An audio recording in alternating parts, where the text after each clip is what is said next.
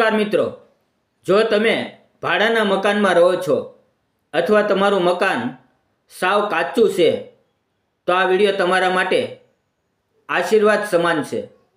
આજે આપણે વાત કરવાના છીએ પંડિત દીનદયાળ આવાસ યોજના 2026 વિશે।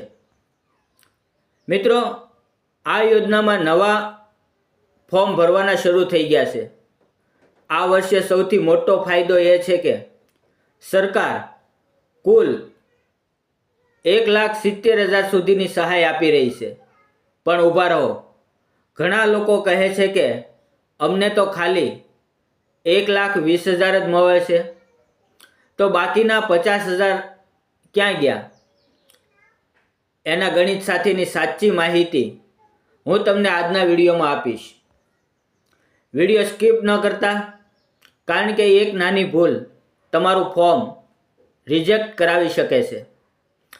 મિત્રો, પંડિત દીનદયાળ આવાસ યોજના હેઠળ મકાન બાંધકામ માટે 1,20,000 જ મળે છે।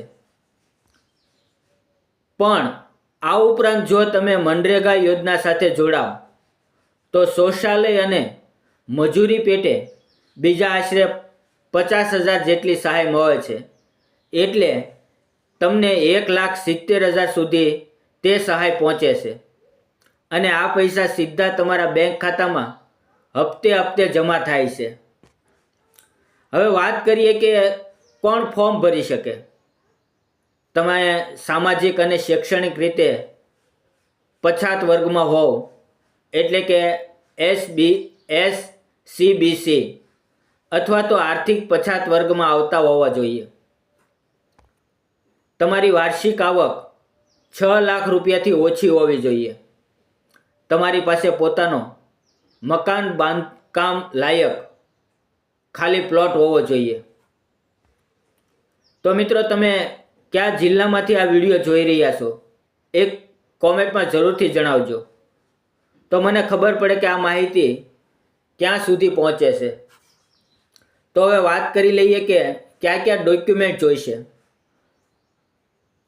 તેની અંદર મિત્રો જાતિ અને આવકનો દાખલો, તમારો ફોટો અને આધાર કાર્ડ, રહેઠાણનો પુરાવો જેવો કે રેશન કાર્ડ, ચૂંટણી કાર્ડ, અને ત્યારબાદ જમીનનો પુરાવો જોઈશે।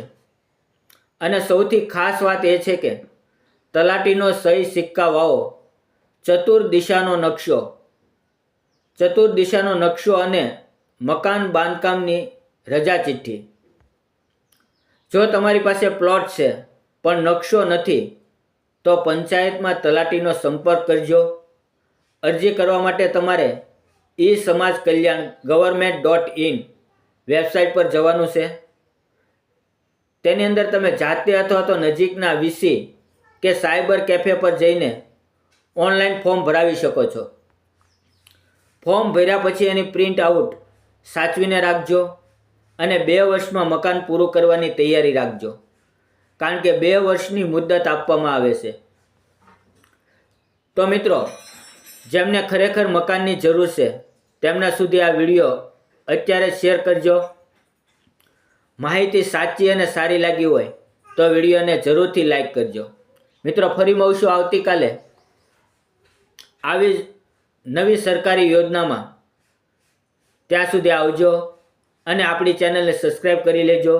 જય હિન્દ, જય ભારત।